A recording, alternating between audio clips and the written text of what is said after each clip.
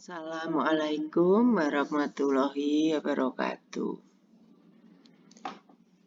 Ada beberapa hal yang perlu diperhatikan di dalam cara membuat judul penelitian. Baik itu untuk penelitian skripsi, tesis, disertasi, atau penelitian secara umum. Rumus ini sebagai guidance, sebagai arah untuk membimbing para peneliti agar mudah dan benar di dalam membuat judul penelitian. Rumus ini ada sebanyak 7 yang tentu ini menjadi rumus pokok dan bisa dimungkinkan ada rumus-rumus tambahan yang juga akan memberikan arah guidance membuat judul yang baik. Tetapi minimal 7 rumus ini sudah memberikan Anda guidance atau bimbingan yang cukup komprehensif. Anda tinggal nantinya menentukan rumus mana yang sekiranya cocok dengan kondisi Anda masing-masing.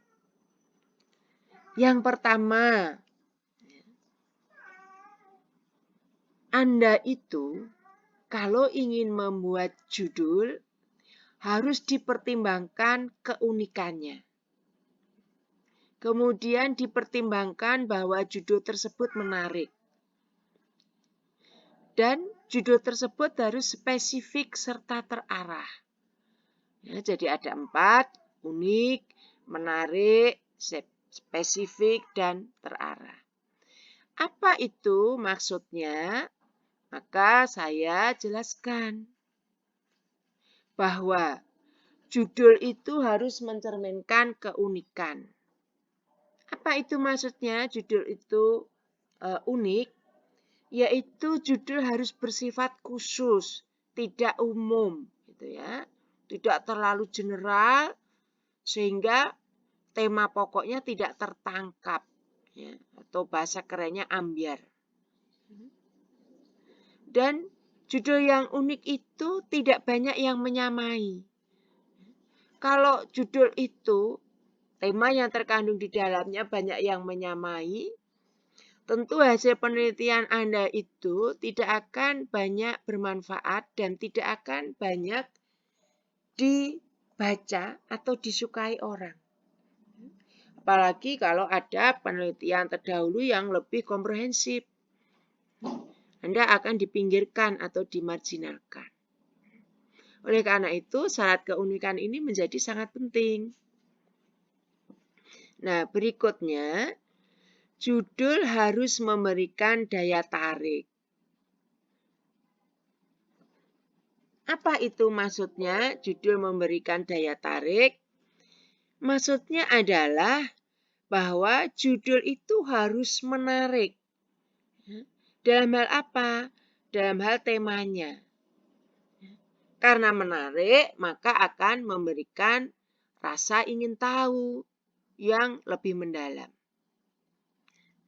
Berikutnya bahwa judul itu harus spesifik, ya. Judul itu harus spesifik. Apa itu maksudnya? Yang dimaksudkan bahwa judul tidak boleh bersifat sangat umum atau general. Ya, itu. Nah, judul yang sangat umum atau general yang saya kategorikan tidak spesifik, itu yang seperti apa? Apabila judul itu mengandung tema yang sangat luas, Sehingga apa? Sehingga tidak fokus. Nah, kalau tidak fokus, maka tidak memiliki kedalaman untuk ditindaklanjuti dalam penelitian.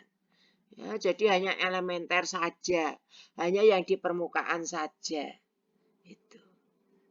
Oleh karena itu, judul yang bersifat umum atau general, yang tidak spesifik tadi, itu Anda sebenarnya akan kesulitan untuk menindaklanjuti dan memperdalam di dalam penelitian Anda. Nah, oleh karena itu, ada prasyarat yang lain bahwa judul itu harus terarah.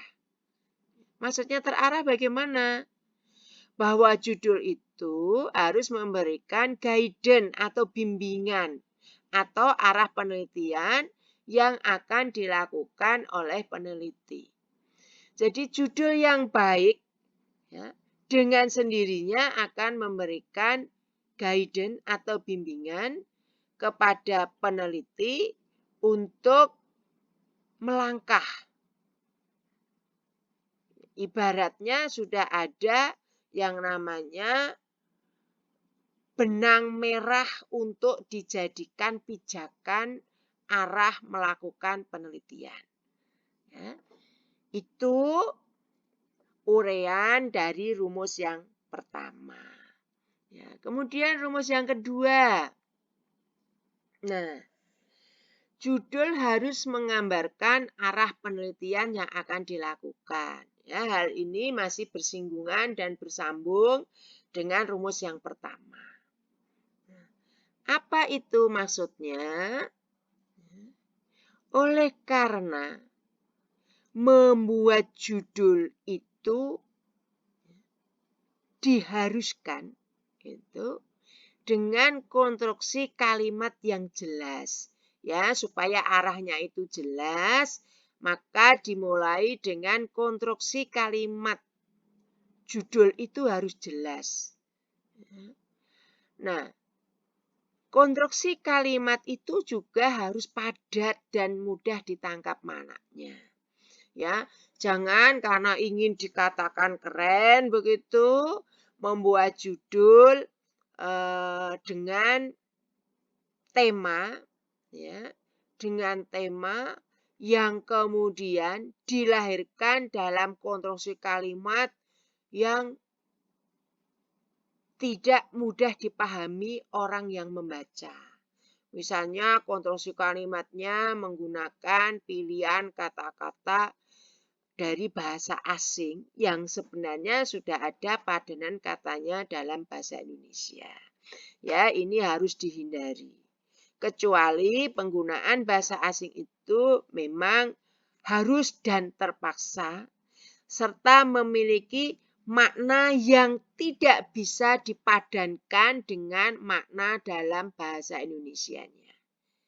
Atau konstruksi bahasa asing tersebut itu memang merupakan istilah khusus. Ya, ini baru boleh. Tapi kalau untuk gaya menggaya itu tidak boleh. Mengapa? Ya karena akan justru ya, menyulitkan pemahaman orang di dalam menangkap makna dari judul tersebut. Itu. Nah, oleh karena itu, maka hindari penggunaan frasa. Ya, frasa itu kelompok kata ya, yang justru akan mengaburkan makna. Jadi, kelompok kata yang menggunakan ya makna yang justru akan mengaburkan makna itu sendiri itu harus dihindari. Selain penggunaan frasa, juga penggunaan kata. Ya. Hindari penggunaan kata ya, yang mengandung double makna atau double meaning. Ya. Kata dalam bahasa Indonesia itu kan ada yang namanya sinonim. Sinonim itu kan padan makna kata. Ya. Maka gunakan makna kata yang paling tepat Jangan yang ambigu. Ya. Jangan yang memiliki double meaning. Mengapa itu harus dihindari? Karena itu akan membuat pembaca itu bingung atau tidak tepat penafsirannya. Ini yang dimaksud makna yang mana ya? Ini kan akan menyulitkan. Nah, oleh karena itu, dengan memperhatikan pedoman dari rambu-rambu di atas, maka diharapkan nantinya judul tersebut